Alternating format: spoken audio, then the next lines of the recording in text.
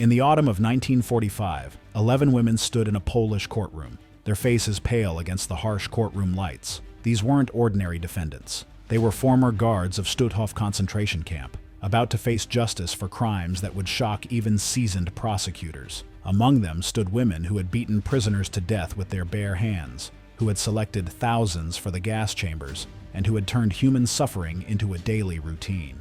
What happened next would mark one of the first major war crimes trials, focusing specifically on female perpetrators. The verdicts would be swift, the sentences severe, and the executions would follow within months. But the stories that emerged from this trial would reveal something far more disturbing than anyone anticipated. Stutthof concentration camp, located near the Baltic coast in occupied Poland, began operations in September 1939. Initially designed to hold Polish intellectuals and political prisoners, it would evolve into something far more sinister. By 1944, Stutthof had become a death camp, complete with gas chambers and crematoriums that worked around the clock. The camp housed over 100,000 prisoners during its operation, with mortality rates that staggered even by Nazi standards. Prisoners died from starvation, disease, exhaustion, and systematic murder. But what made Stutthof particularly notorious was the active participation of female guards in the daily brutality.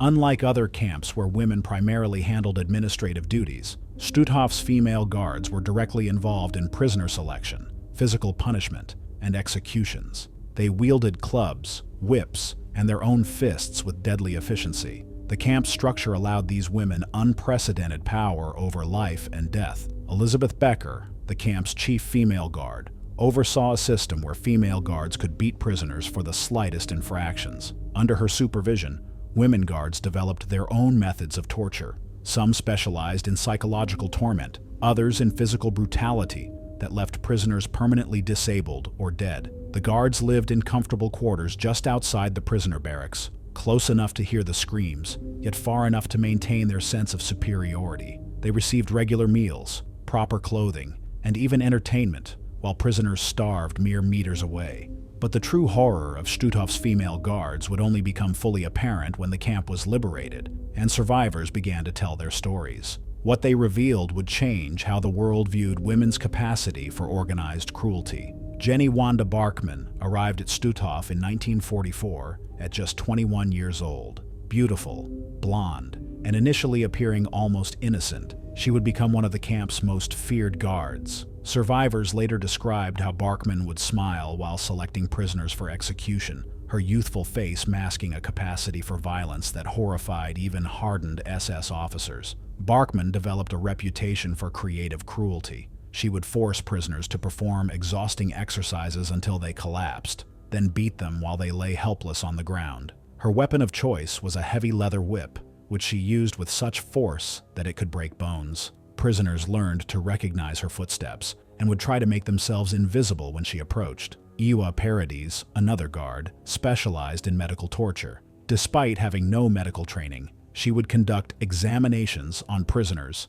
that were actually sessions of systematic abuse. She would inject prisoners with unknown substances, claiming they were medications, while actually causing severe illness and often death. Paradies maintained detailed records of her activities, writing in neat handwriting about the treatments she administered. These records would later serve as damning evidence in her trial. Her methodical approach to cruelty set her apart from guards who acted in moments of rage. Paradies planned her tortures in advance. Gerda Steinhoff brought a different kind of horror to Stutthof. At 42, she was older than most female guards and used her age as a tool of intimidation.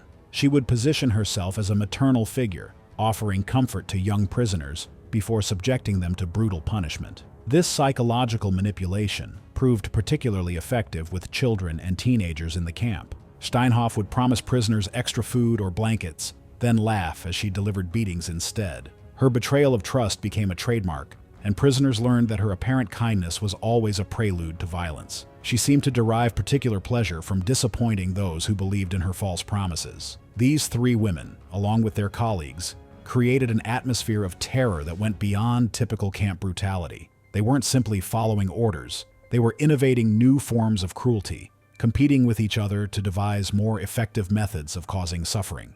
The liberation of Stutthof in May 1945 would bring these women face to face with the consequences of their actions, but not before they attempted to destroy evidence and flee from the approaching Allied forces. As Soviet forces advanced toward Stutthof in early 1945, the camp's personnel began a frantic effort to destroy evidence. Female guards burned documents, dismantled torture devices, and attempted to eliminate any trace of their activities. But they had underestimated both the volume of evidence and the determination of the approaching forces. Elizabeth Becker ordered the female guards to change into civilian clothes and blend in with German refugees fleeing westward. Many guards attempted to disappear into the chaos of the collapsing Third Reich. They believed their gender would protect them from serious consequences. Female war criminals were rarely prosecuted at that time.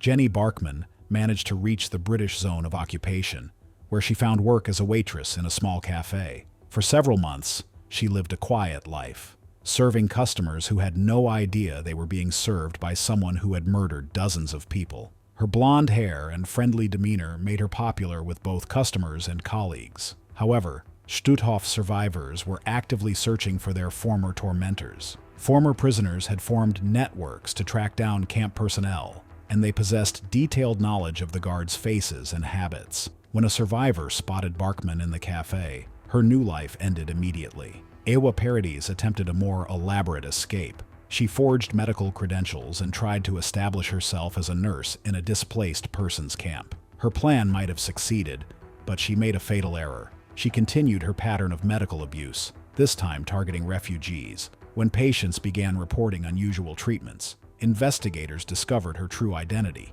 Gerda Steinhoff was captured while attempting to cross into Denmark. She had assumed a false identity as a war widow, complete with forged papers describing her deceased husband's military service. Border guards became suspicious when her story contained inconsistencies about military units and battle locations. One by one, the female guards were apprehended and returned to Poland to face trial. As they were transported back to the scene of their crimes, many seemed genuinely surprised that they would be held accountable for their actions. Some expressed confusion about why their treatment of prisoners was considered criminal. The captures revealed something disturbing about these women's mindset. They genuinely believed they had done nothing wrong. They viewed their victims as subhuman and their actions as necessary wartime duties. This attitude would persist throughout their trials and would influence how they faced their final punishment. Their capture marked the beginning of what would become one of the most significant war crimes trials involving female perpetrators, setting precedents that would influence international justice for decades to come.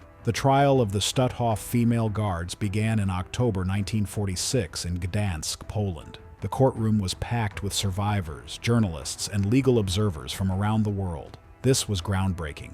Never before had so many women faced capital charges for war crimes. The proceedings would challenge assumptions about women's roles in organized violence. Prosecutor Stefan Kurowski opened the trial with testimony from survivors that left the courtroom in stunned silence. Former prisoners described beatings that lasted for hours, medical experiments conducted without anesthesia, and selection processes where guards chose victims for execution based on personal grudges rather than camp policies. The evidence presented was overwhelming. Prosecutors had recovered thousands of documents, including duty rosters that placed each defendant at specific crime scenes, medical records showing patterns of abuse, and photographs that captured the guards in action. The defendants' own words, preserved in letters and official reports, provided damning testimony against them. Jenny Barkmann's defense attorney argued that his client was too young and inexperienced to understand the gravity of her actions. He portrayed her as a naive girl who had been corrupted by the camp's environment. However, survivor testimony painted a different picture. They described calculated cruelty that required planning and deliberate intent. One survivor described how Barkmann had forced a group of elderly prisoners to perform calisthenics in freezing weather until several collapsed and died. When asked why she had done this, Barkmann reportedly replied that she was following orders to maintain prisoner fitness, completely ignoring the obvious lethal consequences of her actions. Ewa Paradies attempted to defend her medical experiments by claiming she was conducting legitimate research under the supervision of camp doctors. However, prosecutors demonstrated that no such supervision existed, and that her activities were acts of pure sadism disguised as medical procedures. The defense's strategy of portraying the defendants as victims of circumstance began to crumble as more evidence emerged. Personal letters written by the guards revealed their enthusiasm for their work and their pride in their efficiency at causing suffering.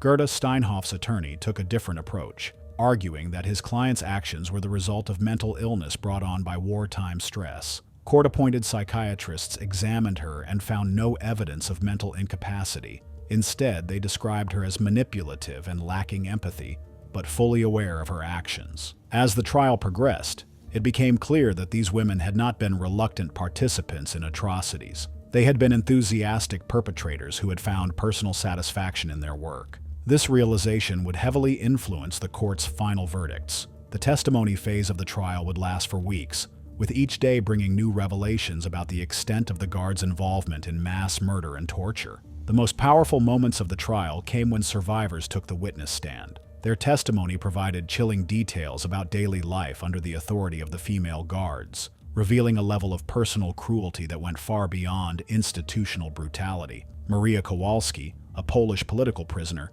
described her encounters with Jenny Barkmann. She testified that Barkmann seemed to enjoy the psychological aspect of torture as much as the physical. Kowalski recounted how Barkmann would promise prisoners that their suffering would end, then extend punishments indefinitely while laughing at their despair. The courtroom fell silent as Kowalski described a particularly horrific incident. Barkmann had forced a group of mothers to watch as their children were selected for execution. When one mother begged for her child's life, Barkmann agreed to spare the child in exchange for the mother taking the child's place. After the mother agreed, Barkmann had both mother and child killed, claiming that the camp needed to maintain discipline. Dr. Anna Niemczyk, a prisoner who had worked in the camp's makeshift medical facility, provided testimony about Ewa Paradies' medical experiments. She described how Paradies would inject prisoners with substances that caused severe pain and organ failure. Paradies would then document the progression of symptoms, treating human beings as laboratory specimens. One experiment involved injecting phenol directly into prisoners' hearts while they were conscious. Paradies would time how long it took for cardiac arrest to occur, recording the data in neat medical charts. She performed this procedure dozens of times, always with the same fatal outcome, yet continued as if seeking scientific validation for her methods. Ruth Goldstein, a Jewish prisoner from Hungary, testified about Gerda Steinhoff's psychological torture techniques. She described how Steinhoff would convince prisoners that their families were still alive and waiting for them, then reveal that their loved ones had been murdered weeks or months earlier. This emotional manipulation preceded physical beatings that left prisoners unable to defend themselves. Steinhoff had developed an elaborate system of false hope.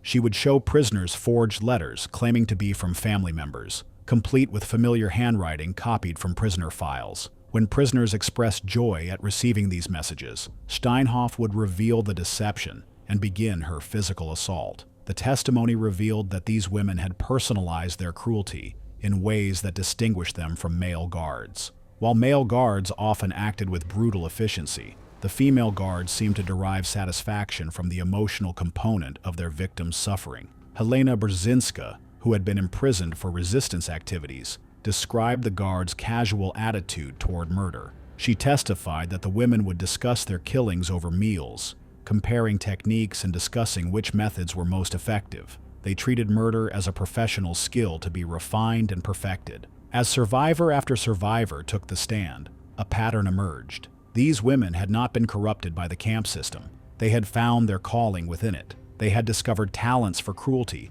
that they exercised with enthusiasm and pride. The survivors' testimony made it clear that the defendants had been active participants in genocide, not passive followers of orders. Their personal investment in causing suffering had made them particularly effective instruments of the Nazi killing machine. As the prosecution's case continued, the defense attorneys found themselves fighting an increasingly hopeless battle. The evidence against their clients was not only overwhelming but also deeply personal, making it impossible to claim that the women had been unwilling participants in the camp's atrocities. Jenny Barkmann's attorney attempted to introduce evidence of her difficult childhood, hoping to generate sympathy from the judges. However, This strategy backfired when prosecutors revealed that several other guards had experienced similar hardships without becoming murderers. The court noted that personal suffering did not excuse the deliberate infliction of suffering on others. Documents discovered in Barkmann's quarters revealed her true attitude toward her work. Personal letters to friends described her duties with enthusiasm,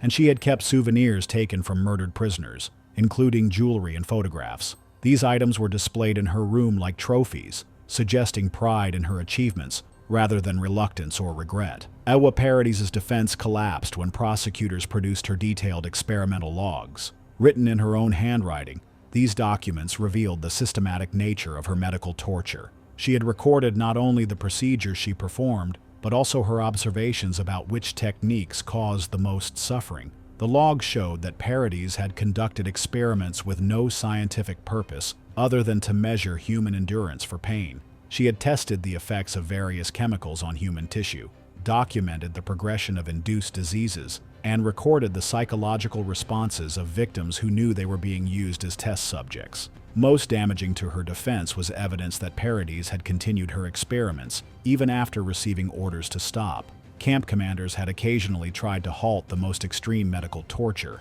but Paradies had ignored these directives and continued her work in secret. This proved that her actions were driven by personal interest rather than military necessity. Gerda Steinhoff's defense strategy of claiming mental illness was undermined by testimony from fellow guards. They described her as calculating and methodical, someone who planned her tortures carefully and took satisfaction in their execution. Her apparent maternal behavior toward prisoners was revealed to be a deliberate technique designed to maximize psychological damage. Prosecutors introduced evidence that Steinhoff had studied psychology before the war and had consciously applied psychological principles to her torture methods. She understood the power of betraying trust and had developed sophisticated techniques for manipulating prisoners' emotions before subjecting them to physical abuse. The defense attorneys were forced to confront the fact that their clients had been innovators in the field of human cruelty. Rather than simply following established procedures, they had developed new techniques and had trained other guards in their methods. They had been teachers of torture, not merely students.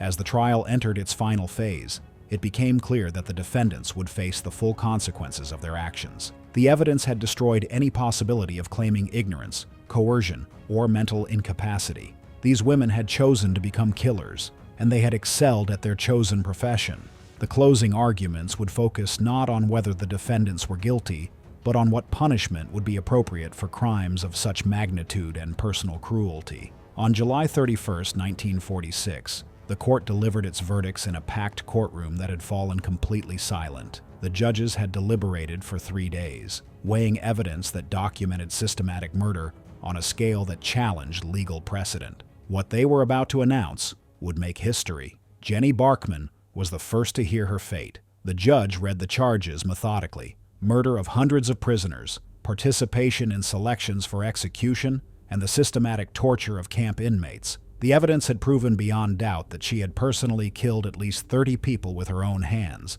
while participating in the selection of thousands more for the gas chambers. The judge's voice remained steady as he pronounced the sentence: death by hanging. Barkmann's face showed no emotion as the verdict was read. Observers noted that she seemed almost indifferent to her fate, as if the proceedings were happening to someone else. Her lawyer later reported that she had expected this outcome and had prepared herself for execution. Ewa Paradies received the same sentence for her role in medical torture and murder. The court specifically noted the calculating nature of her crimes and her enthusiasm for causing suffering. Her detailed records had provided prosecutors with evidence of methodical cruelty that exceeded even the standards of a death camp. When Paradies heard her sentence, she reportedly stated that she had been performing her duty as she understood it, and that history would vindicate her actions. This response demonstrated the complete absence of remorse that had characterized her behavior throughout the trial. Gerda Steinhoff's sentencing took longer, as the judge detailed the psychological torture techniques she had perfected. The court found that her manipulation of prisoners' emotions had caused suffering that extended beyond physical pain. Her sentence was also death, to be carried out within 6 weeks of the verdict. In total, 11 female guards received death sentences, while several others received lengthy prison terms. The court had determined that the nature of their crimes warranted the ultimate punishment, regardless of their gender. This decision broke new ground in international justice, establishing that women could be held equally accountable for war crimes. The sentences were met with approval from survivors, who had feared that the defendant's gender might result in lighter punishments. The court's decision sent a clear message that systematic murder would be punished with equal severity, regardless of the perpetrator's sex. Elizabeth Becker, the chief female guard, received a life sentence due to her administrative role rather than direct participation in murders. However, she would die in prison just 3 years later, her health destroyed by the conditions of her imprisonment. The defendants showed varying reactions to their sentences. Some maintained their defiance to the end, while others finally began to show signs of understanding the gravity of their actions. However, none expressed genuine remorse for their victims' suffering. The execution date was set for July 4, 1946, just 3 days after the verdicts were announced. This quick timeline reflected the court's determination to carry out justice swiftly and efficiently. The 3 days between sentencing and execution passed quickly for the condemned women. They were held in separate cells in Gdansk prison, with constant guards monitoring their behavior. Prison officials feared attempts at self-harm that might deny justice to their victims' families. Jenny Barkmann spent her final days writing letters to family members, though none were delivered. Prison officials found the contents disturbing. Rather than expressing remorse, she continued to justify her actions and complained about the unfairness of her treatment. Her final letters revealed a complete inability to understand the moral dimensions of her crimes. She requested a final meal of bread and jam, the same food she had denied to countless prisoners. When asked if she wanted to make a final statement, she declined, saying only that she had done her duty as she understood it. Her attitude remained defiant until the end. Ewa Paradies used her final days to complete what she called her memoirs, a document that detailed her experimental procedures and defended her medical torture as legitimate research. Prison officials confiscated these writings, which were later destroyed due to their disturbing content. Paradies requested medical books to read during her final days, claiming she wanted to continue her education. This request was denied, as officials recognized it as another expression of her inability to comprehend the evil of her actions. She maintained her scientific pretensions, even while facing execution for systematic murder. Gerda Steinhoff's behavior in her final days was perhaps the most troubling. She attempted to manipulate prison guards using the same psychological techniques she had employed on prisoners. She alternated between claiming innocence and threatening to reveal secrets about other war criminals if her sentence was not commuted. When these manipulation attempts failed, Steinhoff finally began to show signs of understanding her situation. However, her expressions of regret seemed focused on her own fate rather than her victim's suffering. Even in her final hours, she remained primarily concerned with herself. The prison chaplain visited each woman, offering final religious comfort.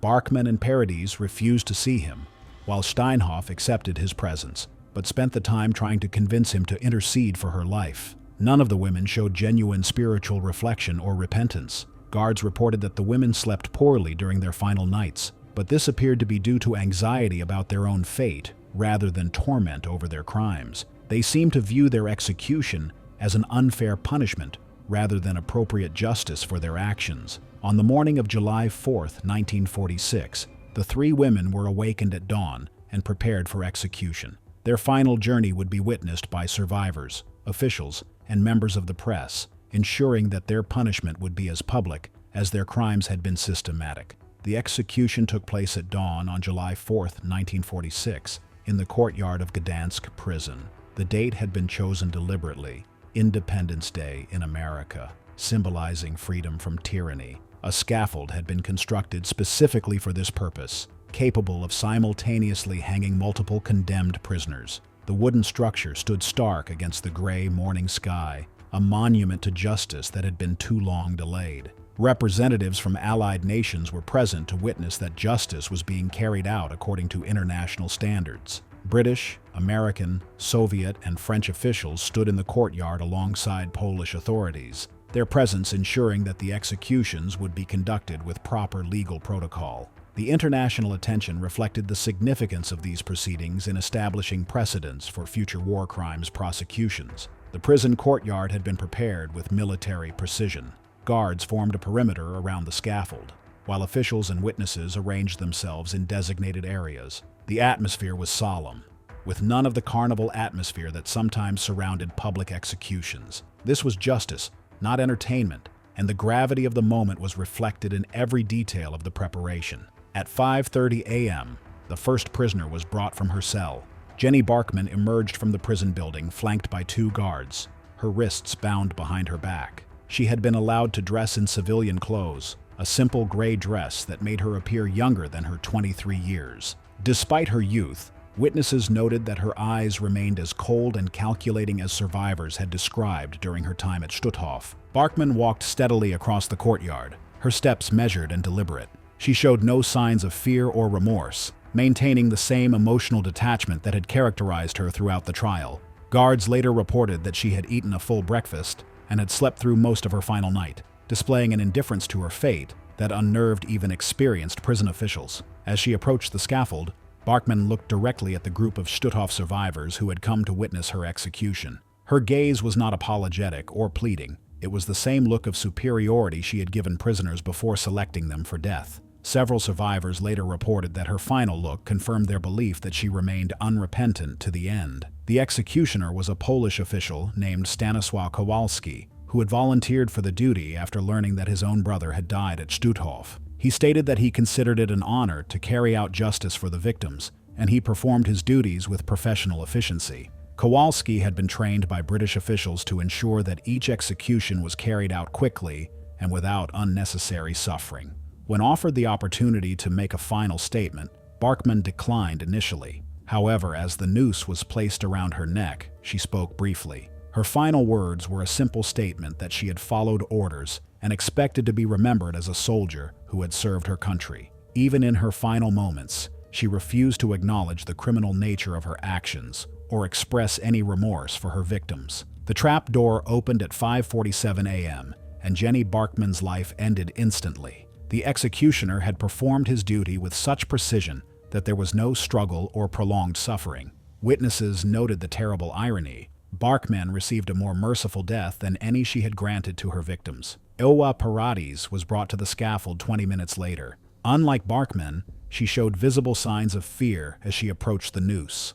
Her composure, which had remained intact throughout the trial, finally cracked as she faced the immediate reality of her death. Her hands were visibly shaking, and she had to be supported by guards as she climbed the scaffold steps. Paradies had spent her final night writing what she claimed was a scientific paper detailing her experimental procedures. Prison officials found the document disturbing in its clinical detachment and destroyed it immediately. Even facing execution, she continued to view her torture of prisoners through the lens of medical research, unable to comprehend the evil of her actions. As the noose was adjusted around her neck, Paradies made her final statement. She continued to defend her medical experiments, claiming that future generations would understand the scientific value of her work. She spoke of advancing medical knowledge and contributing to the understanding of human physiology, completely ignoring the fact that her experiments had been torture disguised as research. Her delusions of legitimacy persisted until the moment of her death.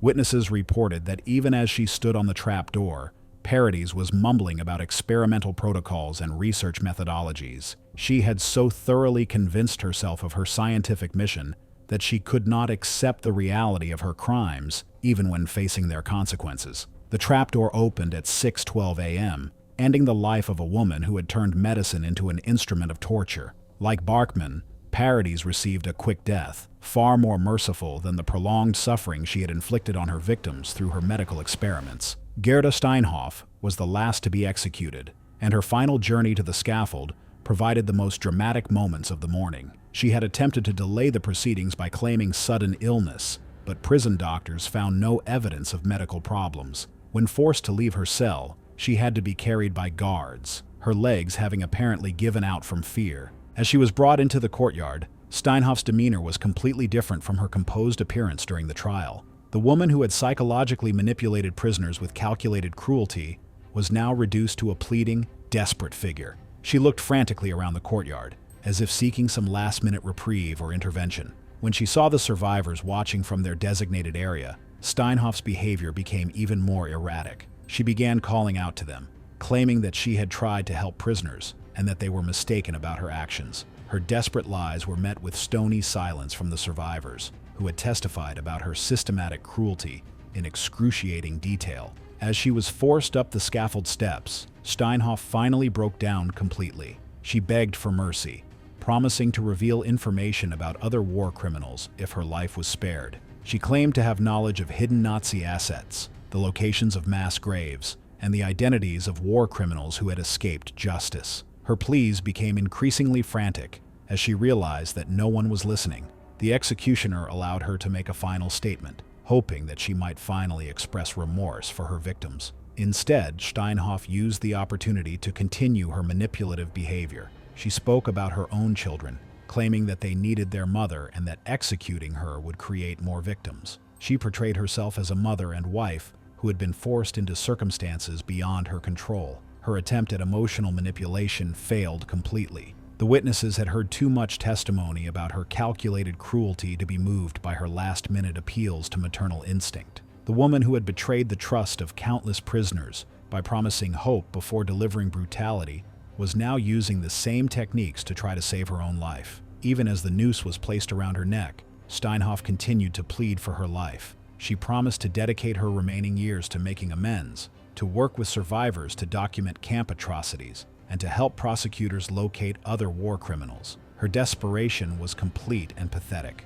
a stark contrast to the confident cruelty she had displayed as a camp guard. The trapdoor opened at 6:35 a.m., silencing Gerda Steinhoff's pleas forever. Her death completed the execution of the three most notorious female guards from Stutthof, bringing to an end lives that had been dedicated to the systematic torture and murder of innocent people. The executions were completed within just over an hour, witnessed by approximately 50 officials and observers. Several Stutthof survivors were present, and they later reported that they felt a sense of justice had finally been served, though they acknowledged that no punishment could restore what they had lost or bring back their murdered loved ones. Photographers documented the executions, and the images were distributed worldwide through newspapers and newsreels. These photographs served as evidence that female war criminals would face the same consequences as their male counterparts, establishing an important precedent for international justice. The images became symbols of accountability,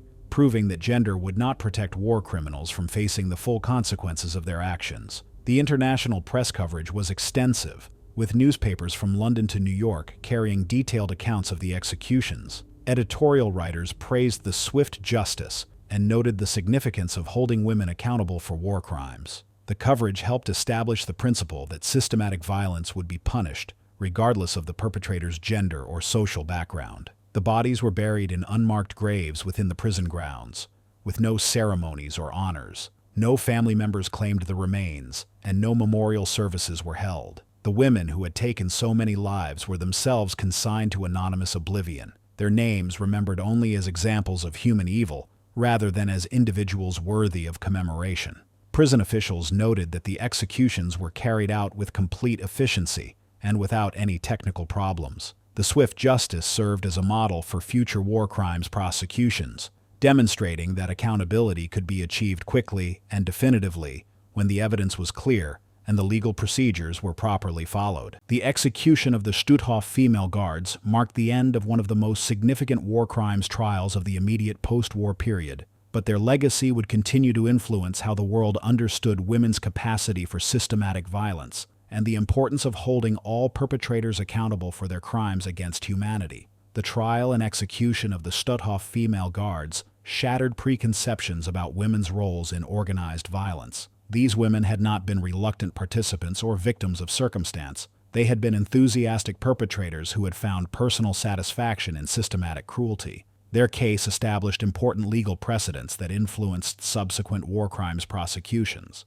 The court's decision to impose death sentences regardless of the defendant's gender sent a clear message that war crimes would be punished equally, regardless of the perpetrator's sex. The detailed documentation of their crimes provided historians with unprecedented insight into the mechanisms of genocide. The guards' personal letters, experimental logs, and testimony revealed how ordinary individuals could transform themselves into instruments of systematic murder. Perhaps most significantly, the Stutthof trial demonstrated that institutional evil requires individual participation to function effectively. These women had not been forced to become killers. They had chosen to excel at killing, and their personal investment in cruelty had made them particularly effective agents of genocide. The survivors who testified against the guards showed remarkable courage in reliving their trauma to ensure that justice was served. Their testimony provided crucial evidence that secured convictions and helped establish the historical record of Nazi atrocities. The execution of Jenny Barkmann, Ewa Paradies, and Gerda Steinhoff in July 1946 did not just mark the end of their lives. It symbolized the closing of one of the many grim chapters in the immediate aftermath of World War II. Their deaths were part of a broader effort to reckon with the horrors of the Nazi regime and deliver justice, however imperfect, for the atrocities committed during the Holocaust. Yet their story endures far beyond the gallows at Biskupia Gorka. These women remain potent reminders of the capacity for ordinary people to become agents of evil when ideology, obedience, and dehumanization converge. As SS guards at the Stutthof concentration camp, Barkmann, Paradies, and Steinhoff participated directly in the torture, humiliation, and murder of prisoners, many of them women and children. Their crimes were not abstract or distant. Eyewitnesses at their trial described shocking acts of cruelty, beatings that ended in death, selections for the gas chambers, and a chilling indifference to the suffering around them. These women, still young and by many accounts considered attractive and charismatic, were not coerced into their roles. They volunteered or were willingly conscripted, and they fulfilled their duties with zeal. This alone challenges one of the most persistent myths surrounding atrocity, that perpetrators are always monstrous in nature or easily recognizable as villains. On the contrary, what makes the stories of Barkmann, Paradies, and Steinhoff so disturbing is precisely how normal they appeared. They were not high-ranking officials, nor were they part of the Nazi elite. They were young women, secretaries, factory workers, shop clerks, who transitioned into roles of power and authority within one of history's most horrific genocidal systems. They are proof that under the right or wrong conditions, ordinary people can become instruments of extraordinary evil. Their participation in mass murder was enabled not only by the structure of the Nazi system, which rewarded cruelty and punished dissent, but also by the ideological indoctrination that permeated German society at the time. Nazi propaganda portrayed Jews, Slavs, Roma, and other persecuted groups as subhuman threats to civilization. Immersed in this ideological environment, the guards at Stutthof and other camps were taught to view their victims not as people, but as obstacles to be eliminated in the name of racial purity and national strength. This process of dehumanization was central to the Nazis' ability to carry out the Holocaust, and it remains one of the most important lessons for future generations. Ideologies that divide the world into pure and impure, us and them, have the potential to unleash unspeakable violence, not only from those in power, but from those who willingly submit to that power in search of belonging, purpose, or advancement. The women of Stutthof were not unique in their capacity for cruelty. What makes their story unforgettable is that they embodied a terrifying truth, that systemic evil depends on the compliance of the many, not just the direction of the few. The trials that led to their execution were part of the first wave of post-war justice, known as the Stutthof trials. These were not conducted by the Allies or the Nuremberg Tribunal, but by a Polish special court operating in Gdansk. The Stutthof trials were local efforts by nations most devastated by Nazi aggression to seek justice for their own people. The fact that women were among the accused and ultimately sentenced to death was both shocking and groundbreaking at the time. It challenged traditional assumptions about gender and violence, proving that women, too, could be perpetrators of mass atrocities, not merely bystanders or victims. The executions, carried out publicly by hanging in front of a large crowd, served as both punishment and warning. In a Europe still traumatized by genocide and war, these sentences were meant to show that justice could be delivered, even in times of immense instability. They also served as a cathartic act for many survivors and citizens who had lived under occupation and terror. However, the nature of these public executions has also raised complex ethical questions in the years since. Was justice served, or was it veering into retributive spectacle? Was the full truth uncovered, or were these trials a form of expedited justice in a shattered legal system struggling to cope with the scale of Nazi crimes? Regardless, the broader impact of the Stutthof cases has endured. The legacy of these trials continues to shape how we think about accountability, especially in the context of state-sponsored violence. They emphasize that perpetrators at every level, not just the top leadership, must face consequences for their actions. They also underscored the principle of individual responsibility. These women could not claim ignorance, coercion, or insignificance. They made choices, and those choices had deadly consequences. The legal precedent set by these trials reinforced a vital message for future generations. Being a cog in the machine of genocide does not absolve one from guilt. The psychological and moral dimensions of this legacy are equally important. Scholars have long studied what drives individuals like Barkmann, Paradies, and Steinhoff